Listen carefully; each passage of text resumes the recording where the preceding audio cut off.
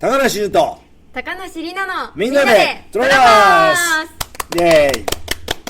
はい、里奈、今日も気合を入れて楽しい番組にしましょう。一瞬間違えそうになった。間違えそうになった。はい、皆さんこんばんはの方も見えるでしょうけど、こんにちは。こんにちは。みんなでトラバース、今回も里奈とね張り切ってお届けしたいと思います。ね、トーク番組始まってこれ第3回目ですかね。はい。第3回目です。3回目になりました。今ね、トラバース。実はね、このトラバース、こういう、YouTube ですからね、はい、収録ってことになるじゃないですか。生中継でずっとやってるとずっとやってなきゃいけないですからね、収録っていうことなので、今現状トラバースがどのあたりまで情報解禁になって、皆さんにいろんな形でこうお目に触れてるかっていうのがね、ちょっと今この現状で、ちょっとタイムラグがあるかもしれませんけども、まだまだトラバースどうしますっていつも言ってますけど、もう行くとこまで今度行きましょうね、本当ね。行きましょうね、はい。まだまだね、高梨純と高梨里奈の父娘で、これから企画がねいっぱいに上がってきててね、里奈、あれやってくれこうやってくれっていうことがね、なんかこれがね結構ねちょっと面白いみたいで。なるほど。なるほど。なるほど。里奈のせいじゃん。なんかね、これの感じだったらあれもやれるんじゃないですか、これもやれるんじゃないですかっていうことで、結構な無理難題が、いっちゃいましょう。できますか？いきますか？いや、ちょっと嘘まあいきますか？行きましょうか。やったじゃあもちろん娘についていきますのでぜひ皆さんお楽しみに。そんな企画もね、今回のお題をいただいてるんですが、稽古の日々、お稽古しましたね。もう結構長い時間しましたよね。どれぐらいしました？期間で言ったら半年以上はやりましたね。期間で言ったらね、お稽古だけでもね半年以上で、ほら頻度があるじゃないですか。だからもう1ヶ月に1回で半年って言ったら6回しかやってないわけですからね、そうじゃなくて1ヶ月にめっちゃやってましたよね。だって多い時は1週間に2回とか3回とかね集まってやりましたけど、で監督もどうだろう、各週ぐらいでは大阪からね来られたりとかしながら、でそのために宿題を置いて行きましたね。懐かしいね、お稽古の日々があったんですよ。オーディション、前回オーディションというね、あれでやらせてもらい、お題でやらせてもらいましたけど、里奈はね、実はね、モデルさんはねもうやってたんですけど、まだ何歳だかって18歳ですからね。モデルさんとしてももう本当に嬉しいあれですけど、今でも十分もちろん嬉しいですけどでも18歳のね、モデルさんはやってたんですけど、当然役者さんというか女優さんのお仕事は初めて、いやもうほぼ初めてに近いので、本当にわからないことだらけで、どうしよっかなってなってましたこの明るさですよ皆さん。もうね、いやもう高梨純役ダメな順はもちろん30数年前にね、ちょうどその時の里奈の年ぐらいの時ですよに、東京でねそういうお仕事に携わってた時もあるんですけど、それからだってもうほぼ30数年空手家としてのね活動オンリーでしたから、ほぼ2人とも、役者デビューみたいな、しかも主演ヒロインですもんね。監督もちろん我々にね何らかの期待をしてくださったんですけど、正直そこのいわゆるパートの役者のパートというか演技の部分ではっていう感じだったと思いますね。そうですね。だからお稽古だろうなということで、お稽古を始めたわけですけど、まずいろいろね台本が第1項第2項と変わっていくわけですけど、そのためにねちょっと演技プランも変えなきゃいけなかったですけど、根底に流れてるところは、とにかく監督の宿題もそうだったんですけど、監督に一番最初に言われた時はね、里奈がオーディションで、リナ役になった時に、監督に言われたことはね、とにかく、義理の父と娘になっとけっていう、うん、ここがまた義理の父と娘になっとけっていうのは本当の父と娘ではないわけですよ、はい、でだからその微妙なね、そこちょうどでしょって、ちょうどだから、それになっとけよっていうことで、ね、そういう時ねえなんかあんまりその義理のなんであんまり仲良くなりすぎてもっていうのもありましたよね。ねえ、だからなんかね難しいとこでしたね。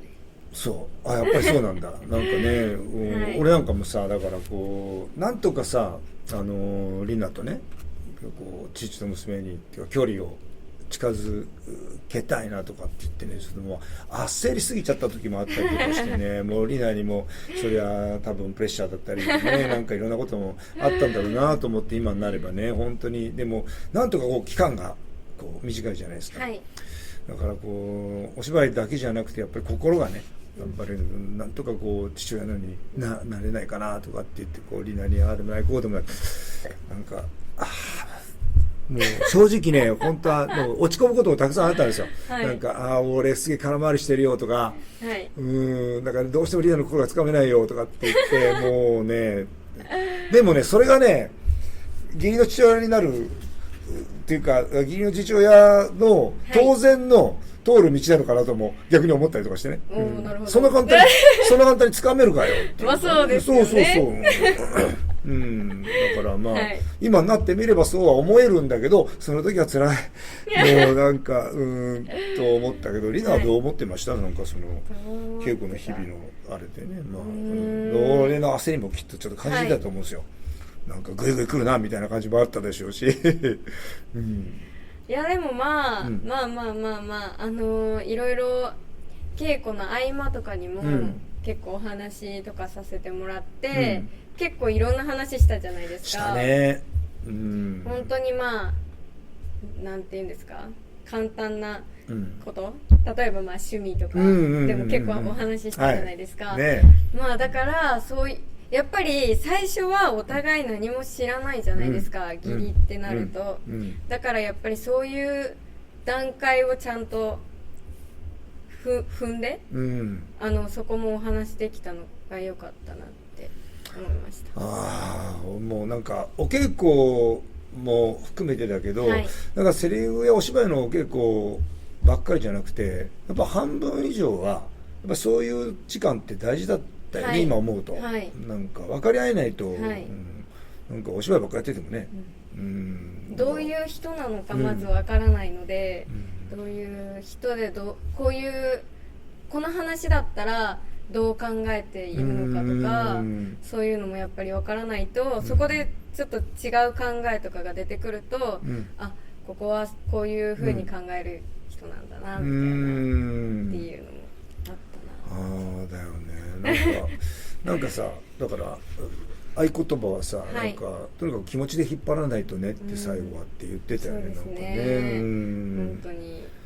まあ後でねまたお話をさせていただくようになるんですけど、やっぱこう脚本が上がってくるとね、こうラストシーンがやっぱり大きいんですよね。ラストシーンに向けてねやっぱり、本当の意味で気持ちをちゃんと整えていかないとというか、気持ちをつなげていかないとなっていうのは、でもこれはお互いの共通のあれでしたよね、リナね。ですよね。そうですよ。そうですよね。そういう予定でした。予定かい。繋がらなかったんかいっていうことです。いやでもやっぱりその他のシーンとかもそうなんですけど、他のシーンよりも最後のシーンって本当にすごい大事じゃないですか。で最後のシーンはあんまり練習しなかったじゃないですか。やっぱりあれは練習しすぎても多分なんて言うんですか、違うじゃないですか、その時の多分気持ちが一番大事じゃないですか、だなってだからほぼ具体的な練習はしなかったよね。はい、ちょっとなんか読むぐらいでしたよね。もう、監督がここはこういうお芝居だねっていうふうにつけてくださったこととはもう別にね、我々のそのあれはほとんどね練習とかっていうのは特にあの辺りのシーンは全然しなかったよね。はい、なかったですね、あそこは。合言葉はもうだからとにかく気持ちで引っ張っていくって。だけどもあの時の屋上のなんかリナとのさ、はい、なんかこうちょっとじゃないな、だいぶテレパシーだったよね。そうですね、あそこは本当良かったと思います、私。私も思います。同じですね。なんかね、ほぼね、はい、あの時の前にはたくさん会話をしたけど、はい、あの屋上のシーンの時にはなんかリナとなんかね、もうテレパシーでね会話してた感じがする。なんかたくさん会話してるんだけど言葉は交わしてない。はい。だと同じでしょ。いや、それは一緒。いや、でもやっぱりその撮ったのも真ん中だったじゃないですか。で、ちゃんと気持ち作れるか大丈夫かなっていうのもあったんですよ。全然その家庭があったらやっぱりこういうなんか辛いことあったなみたいな、わかります？話の流れとかでわかるんですけど、そういうのとかもあまりなく、来たから大丈夫かなと思ったんですけど、そのシーンになった時に、なんかめっちゃ稽古のこととか思い出しました。懐かしかったなって。ここに来るためにねって。はい、だからリアルのなんかいろいろな思い出とか苦労とかさ、はい、めっちゃ思い出しませんでした？思い出した。ですよね。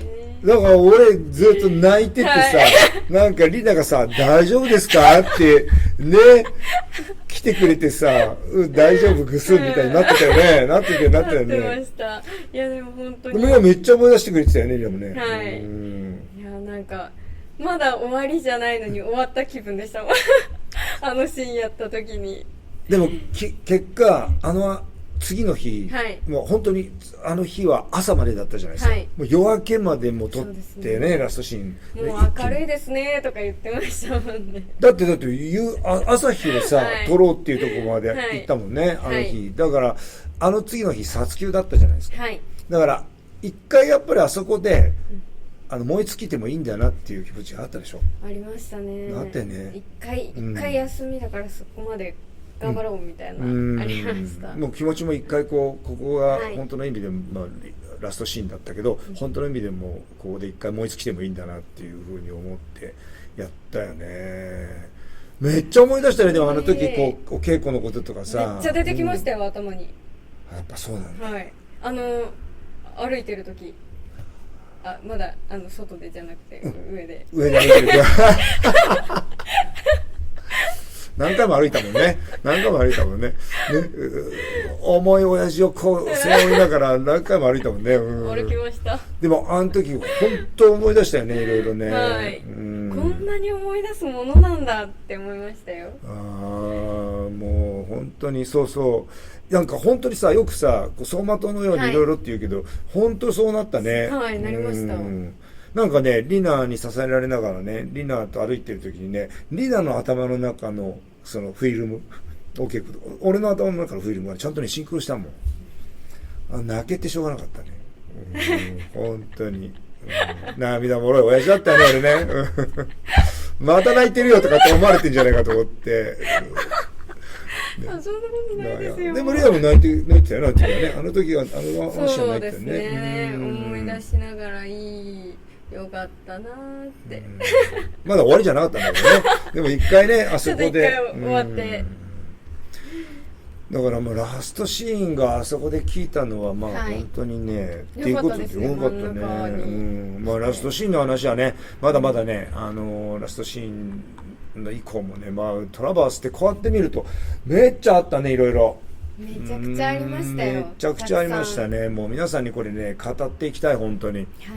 それでまた改めて本編をね見ていただいたりとか、メイキング見ていただいたりすると、この時こういう気持ちだったんだなみたいなことはね、余計に皆さんに伝わるんじゃないかと思って、これ今日はお稽古の日々ということなんですけど、このね見てください、これ2人ともねまだね、もう本当にね自分の役とかもね今後こう役作りというのもやっていくわけですけど、これはまだもう本当に台本もまだ初稿とかね、第2項とかそれぐらいの頃でしょうけども、変わったよね台本だいぶ。たくさん変わりましたね。なんか覚えてて、次はこうしようって決めてても、もう次来た時変わってるみたいなありましたね。貼り付けたの覚えてるリーナ？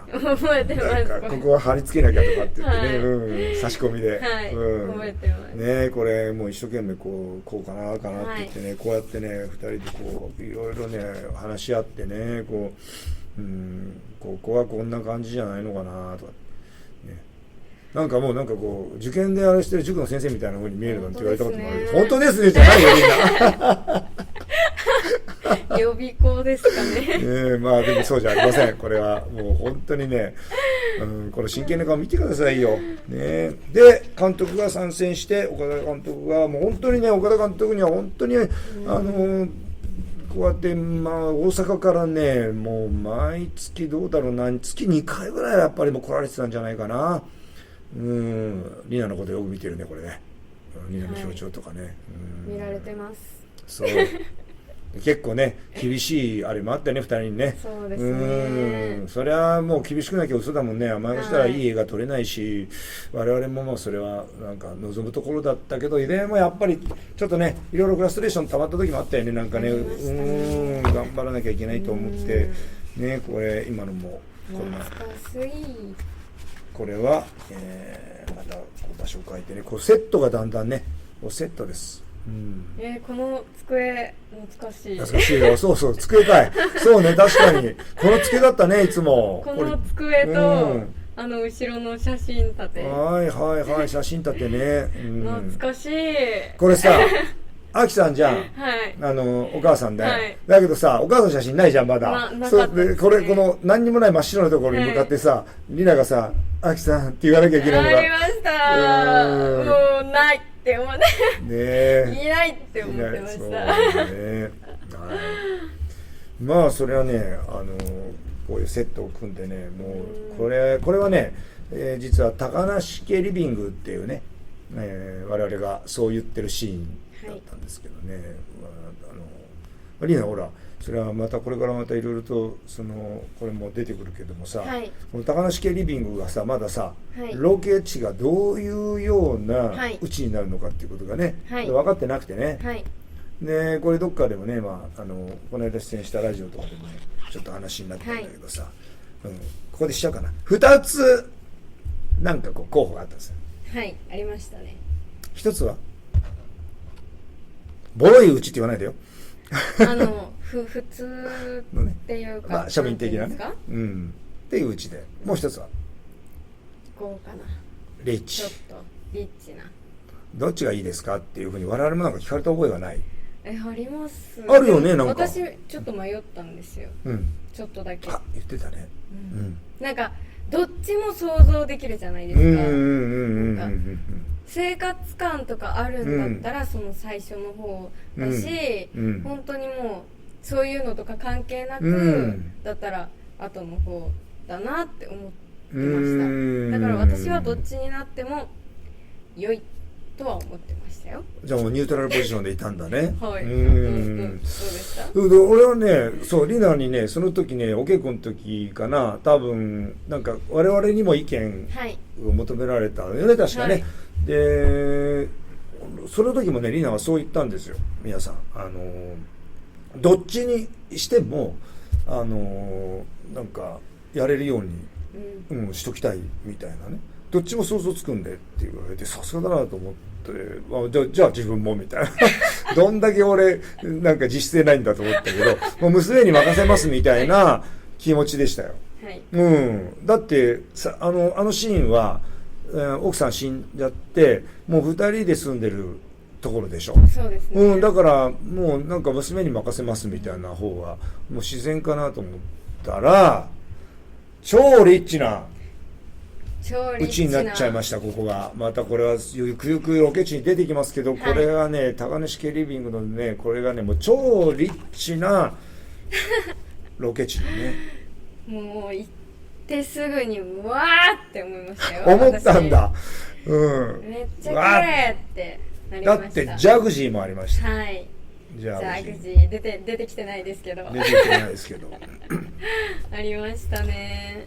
皆さんこの高梨家リビングもうリナと2人で真っ暗っていうかね、そういうシーンなんですけど、メイキング見ていただくと分かるんですけど、もうリナとかもめっちゃはしゃいでますからね、自分もねめっちゃいいうちやんってもうぜひね、あそこは見ていただきたいですね。ただ真っ暗2人とも真っ暗なんですけどねでもメイキングでねこんなこと言ってるんですよね。見れるのはメイキングまた見てるとかあれですけど、なんかジャグジーがあって、なんか最初におはようって言ってリナに昨日ごめんなっていうシーンがあるじゃないですか。はい、あります。その時ジャグジーが言っておはようって言って昨日ごめんなとか言ってた。急においお前反省してねえだろみたいな距離感がそうそういうようななんか、こうメイキングの時にそうちょっとね、まあ現場を和ませようと思っただけですよ本当ですかね、まあそんな会話もね、まあそういう風になるとは思わなくてこの時はね練習してましたけどね。はい、まあこうやって、お稽古の方でねこういうまあショットもありましたね。はい。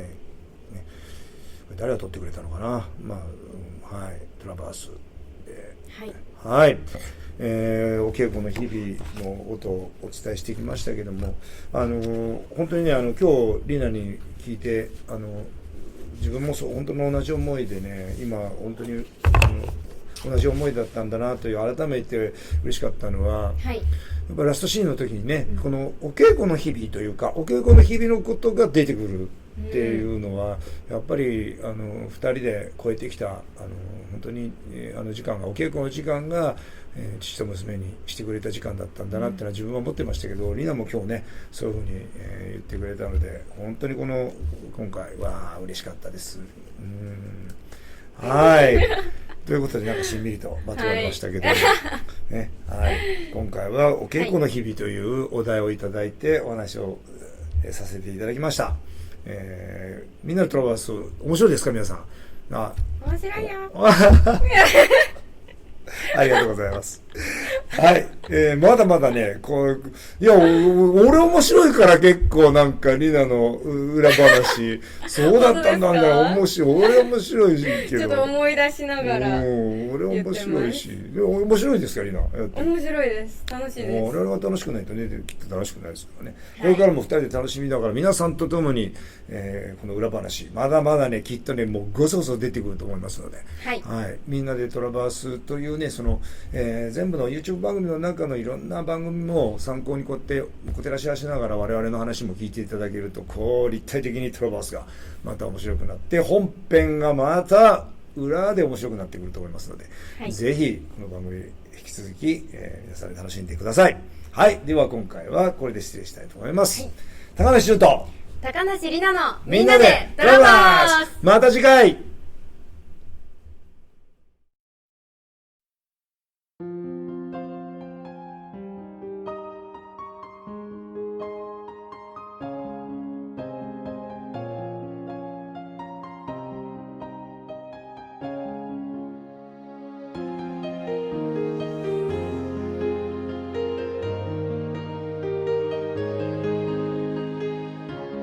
最高です。はい、ありがとうございます。